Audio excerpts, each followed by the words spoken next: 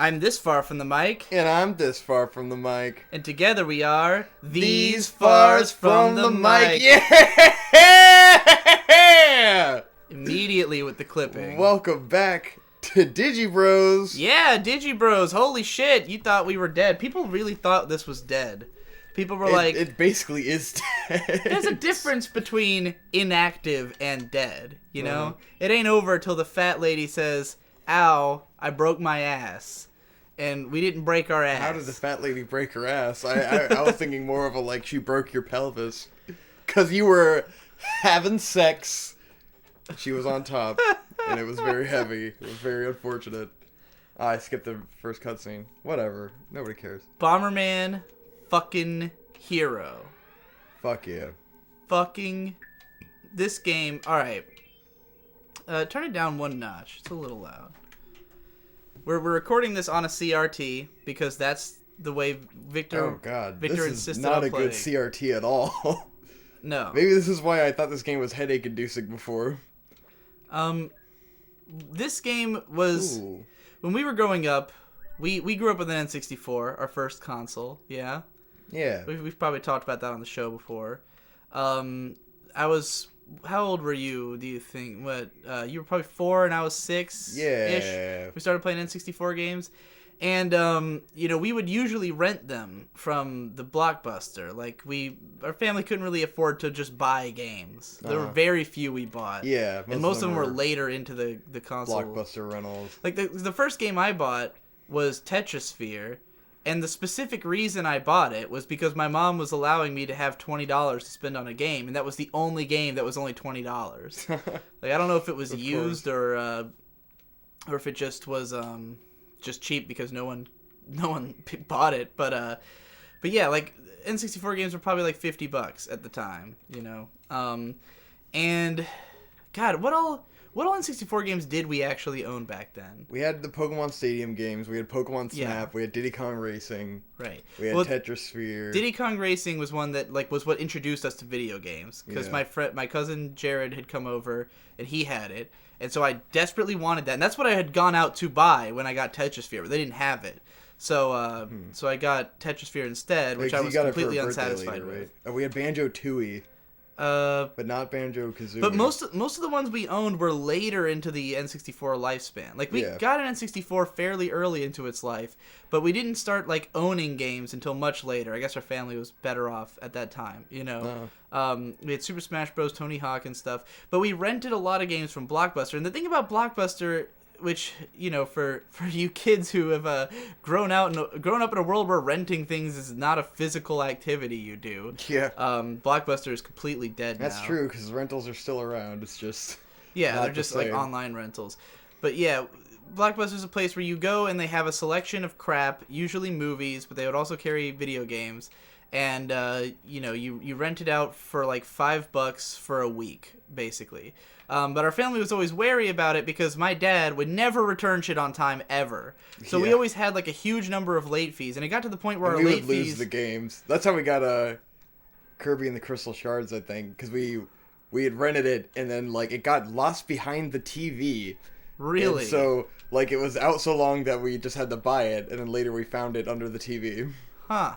I did not know that. Yes. I didn't know our copy was like old. I thought we just rebought it like most of the other games. I'm not sure. I'm not sure if they gave back that copy or if we kept that copy. The only game I know... I know that happened, but I don't remember if that's how we ended up The getting only Blockbuster game I know we have is Metal Gear Solid: The Twin Snakes. Yeah. Which I don't even know... Like, I think my mom was at Blockbuster and she like called the house and she was like, "What are video games that you want?" And I was like, I don't know. Like, I don't know what's out right now and stuff. And she said, "What about Metal Gear Solid?" And I thought that was a fighting game. Oh my god. So I was like, sure. And then she brought it home and we never even played it. We never once played it. I don't remember at all. But we never took it back. And that's why I have a Blockbuster copy of Metal Gear Solid: The Twin Snakes. I didn't even touch it until years later. Oh my god. But yeah, like...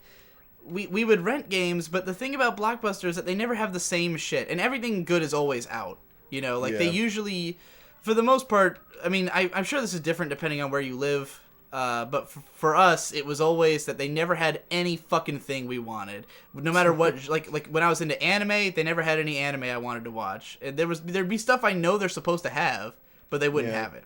I do remember, like, when it became after N64 and it became, like, GameCube lineup, it was always, like, the worst games. Miserable. Yeah, GameCube was... We'd still go every now and then. And yeah, we'd always go hoping to, like, some new cool GameCube game would come out that we couldn't afford, and we'd be like, let's go to Blockbuster, and they'd never have the games, you know? So it was just... That's why they're dead, by the way. Yeah, you know? exactly. They didn't have anything. It's not just because physical media is dead. It's because Blockbuster is just a terrible system by which to rent... digital or physical media. And then GameFly destroyed them too, I'm sure. Yeah, GameFly and Netflix. What the fuck? I didn't get shit for points. Eroded them out, which I don't even know is GameFly still a thing? Do people still Yeah, it's do still that? a thing. I remember I had it like a few years ago.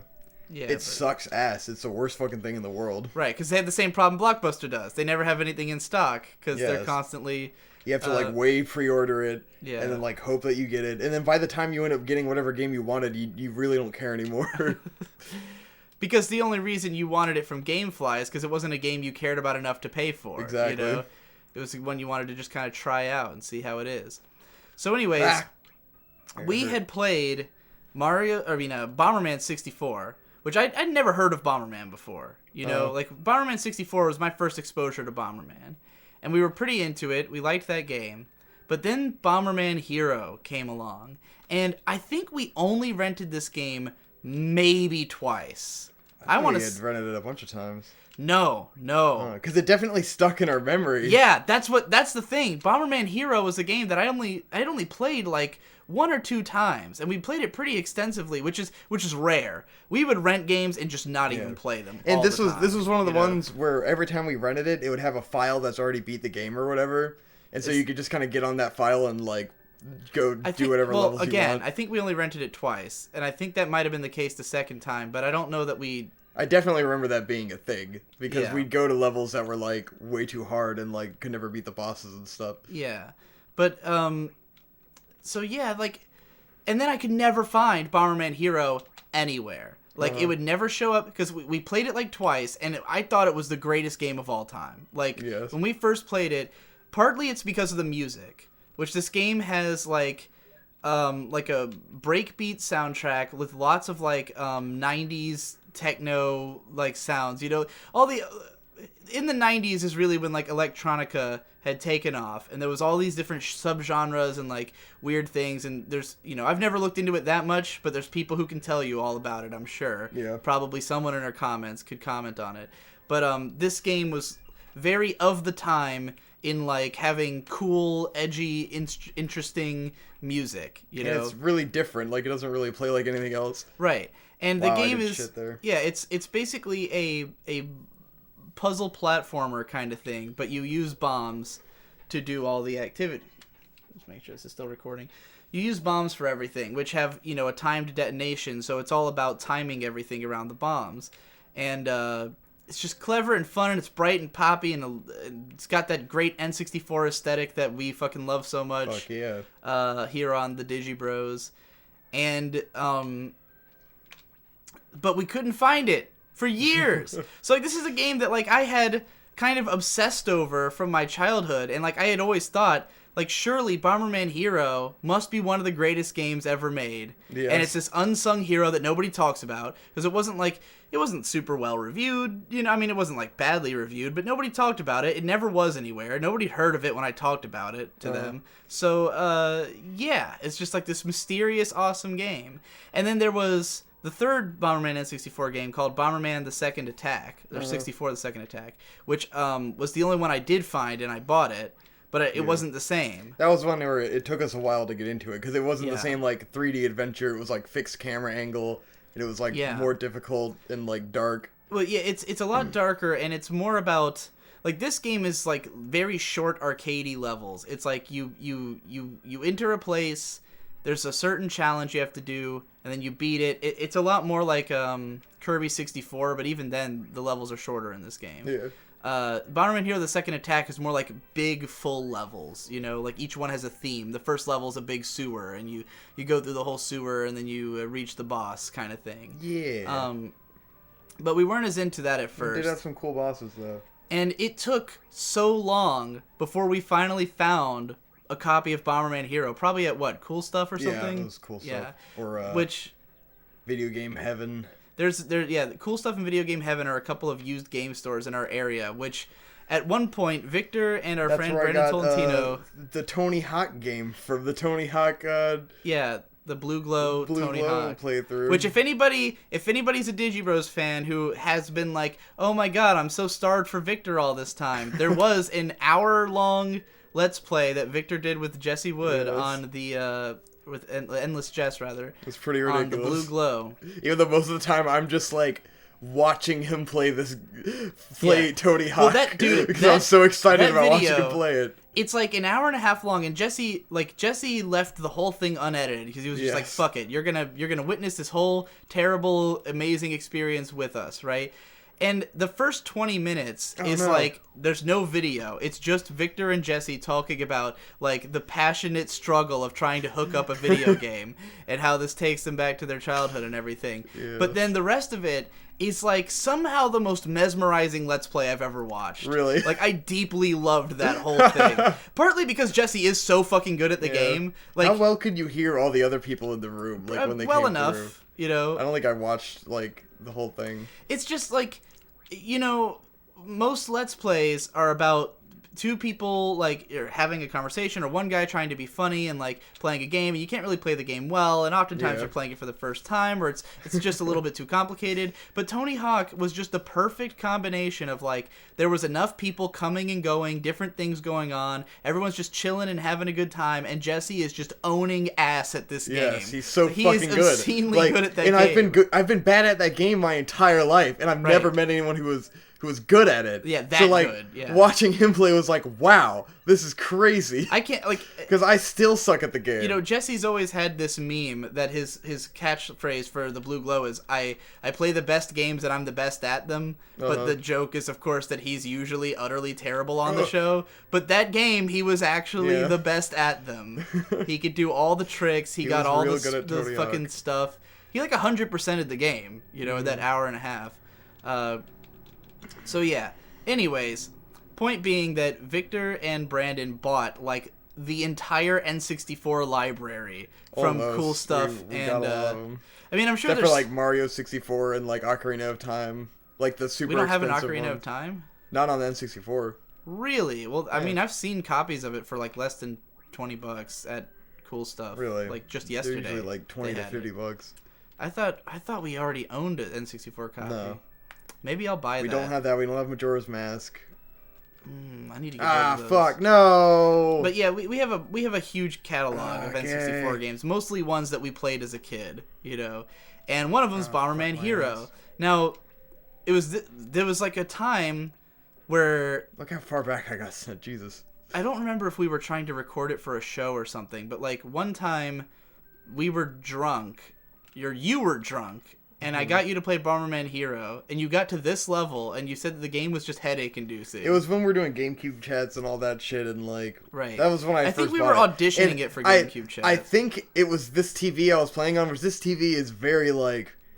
Because it's got those horizontal lines, it's very frustrating on the eyes. It is. Whereas, like, I played it... When I was playing it during RadCon, I was playing it on, like, that little one, and it just looks beautiful. Yeah.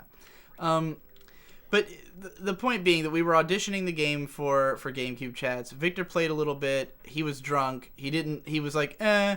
And then, so when we started Digi Bros, I designed the banner of this channel based on what games I wanted us to play on the show. So I wanted us to play Kirby games, Pokemon games, Sonic Adventure 2, and Bomberman. Like, those were the main four that I was hoping we would do. That's why those are the characters that are on the banner. So Bomberman's been up there this whole time, but I kept telling Victor, like, dude, let's do all the Bomberman games on the N64. That'd be the coolest thing ever. And he kept going, but they're kind of headache-inducing, and I don't know, like, all based on that one experience. So then finally, during RadCon, you know, after we did the Tony Hawk Let's Play, then Victor had hooked up the N64 to this little CRT, which we had just bought all these little CRTs just for the sake of having them as set props, which you'll eventually see when the Get Action music video comes out. Yeah. That we just bought like a bunch of little CRTs, and there's also ones that that Amber brought from her house. Yeah. Who anyone who doesn't know who Amber is, that's Shade's girlfriend who currently lives with us. Yeah. And she had brought some CRTs from her house. We have like 4 or 5 little CRTs. And Victor hooked one up in the Radcon room and just started playing Bomberman Hero and was like, "Oh my god, this is the greatest game of all time." Yes. Like, what have I been missing out on? Everyone what was I just thinking? gathering around to watch me play Bomberman and Yes, being like, wow, this is it was great. beautiful. It was... It's kind of key. Oh, très bien. I think that means something good. Yeah. So that's what's brought us here. This is the most, like... I have dreamed of playing through this whole game. Even just watching you play through it, the whole game, would be, like, a sense of finality that I've been waiting for since I was fucking 8. Yeah. You know? Like, God, I wanted... Okay, I wrote... I might have mentioned this before, that I wrote a magazine when I was 11 years old, right? I'm sure, you've mentioned that extensively on here. Sure. Have I told the whole story of how I did it? I think? Well, it was basically that, I used to draw magazines. Usually I would draw a cover and then write, like, a table of contents of everything that was going to be in the magazine. And then usually I'd get through the first couple pages and give up, which was the letters page, like letters from the fans, which of course I didn't have any. So I was like, well, I'll just have to make some up for now. And then when I eventually when this magazine gets huge, I'll start getting letters. Conrad! Yes? You have to make that magazine now. You have to make the magazine. Remake the magazine. I will. You need to find that same magazine and just remake just the whole release thing. that Yes. one? Just release that one, but with real letters from the fans. God. Release that magazine. I want it. No, you don't. You need it. You need, like, real What do you art. mean You by- need to, like, actually So publish that magazine. You want me to, like, recreate the exact same magazine, but with updated skills? Yes, exactly. I mean, I could do you could, it. Like, you could rewrite the articles and, like, have them, Oh. like, somewhat sarcastic and... Oh, so you want me to, like, rewrite it, too? I'm not sure. I just How much really... do you want I want it to be a exactly legitimate what it was? magazine, but I want it to be the same Because thing, it's going to be only relevant to the year 2002. That's why it's amazing. It's a time capsule. So okay, because I was super into Nintendo Power. So, like, everything was just ideas copied from the Nintendo Power. So the format was, letters from fans, and then there was top 10s. Like, the fans would vote on what the top 10 games were for each console. So it'd be like top 10 N64 games, top 10 GBA games, and of course I just put my favorites as the. I mean, as what the else 10s. would the fans vote for? Right. So. Ah! But Oh god, this guy flies! Point of the story. I'll get into the magazine and maybe more in the next episode. Just talk about magazines or something. But the point is that the cover art was Bomberman, because Bomberman is the easiest thing to draw in the world. I mean, I still drew it very badly, but I drew Bomberman on the cover. Now, all of the images in the magazine, except for the cover, were traced. Because our aunt, who we were living with at the time, has this light board.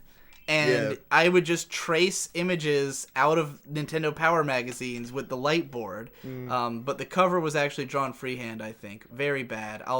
Maybe I'll remember to post it on... I doubt it. I should never even make that promise, because it never happens. You gotta remake it. You gotta remake the whole magazine. I want you to find it first. Still hand draw it and show how terrible your art still is. Yeah, it won't look too much different.